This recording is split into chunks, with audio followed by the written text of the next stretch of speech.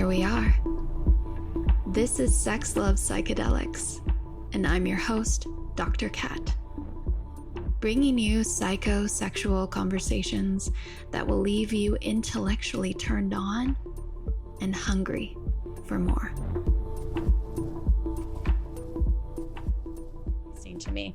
So let's talk pharma versus DIY solutions, because I know your whole brand is around natural strategies for men's sexual health. Mm-hmm. Is there anything that they can do to, or how would you suggest that they support themselves versus, getting a script for hormone therapy, or your perspective around that? My perspective is as natural as possible for as long as possible.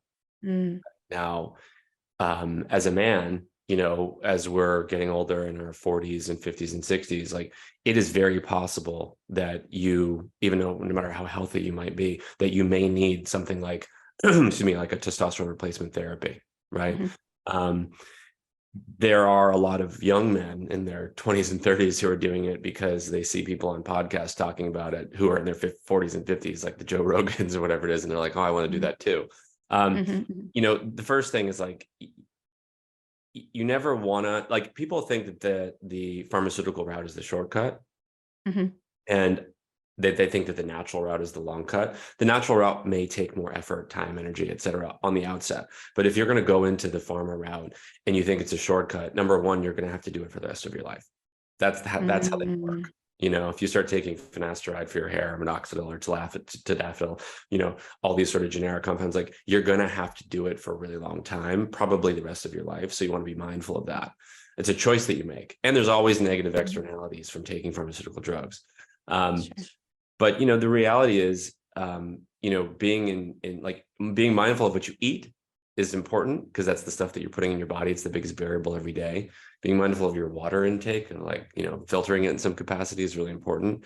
There are plenty of natural, supplements and herbs that you can take that support the baseline. Nothing is sort of like giving you more testosterone. That's not really how it works. You want to basically support the underlying amino acids and protein synthesis that allows you to create more testosterone naturally. But you have a lot of companies out there like Hims and Roman, and they're pharmaceutical drug companies that have a pretty branding, and they have this sort of direct to consumer model where you don't have to go to a doctor to get a prescription for something. And look, I'm not a moralist, but I really believe that if you take care of yourself and you take care of your body and you have a great mental approach, then you can move through a lot of these issues naturally, right? Without needing to, hey, I need a Viagra to get a hard on. There's symptoms for a reason. The body is speaking to us. And Dr. Gabor Mate does a lot of work around the somatic responses of the body as a result to our internal world, or unprocessed emotions, or, mental health, and how that shows up. So how often do we just fix the symptoms without actually tuning into the root causes? Exactly. And, part of it is there's a physiological part, which is like, you have to get your body in a position so that you have good circulation, that you have lower amounts, right? So if you have less fat, you have less estrogen, fake estrogen in your body, which means that your testosterone won't be decimated so much. So that's the first thing. And then what are the other things that you can do from the mental side, taking that approach, and not having so much pressure around sexual experiences and whatnot, and, mental pressure on themselves to perform because they've been entrained by, watching the Olympics on their computer screens. But And I truly feel that, and I see this in my office all the time too, there's like enmeshment of our sexuality with our partners, as in like this, they're supposed to get me off, or I'm supposed to be a lover that takes responsibility for their orgasm or their pleasure. And rather than us taking responsibility for our own experiences and pleasure, that causes us to get almost like, tangled in each other's stage fright. There's anxiety, there's, and what it really comes down to, Kat, is like, is communication.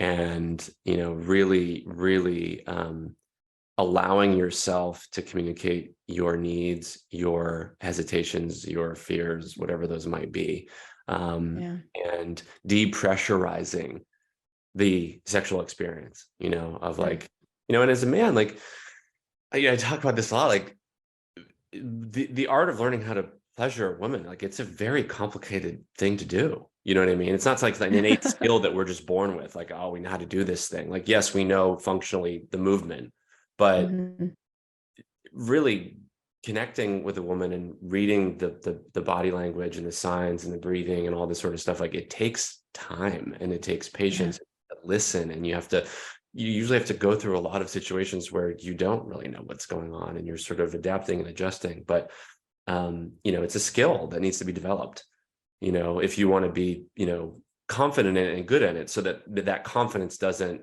a lack of confidence can sometimes create the performance anxiety, or like that pressure. Well, that was fun. Thanks for tuning in, lovers. And if you want to experience more ecstasy and sexual liberation, head over to sxlovepsychedelics.com and learn about how you can join me for any one of my online or live events. And while you're there, grab my free guide on sex and psychedelics.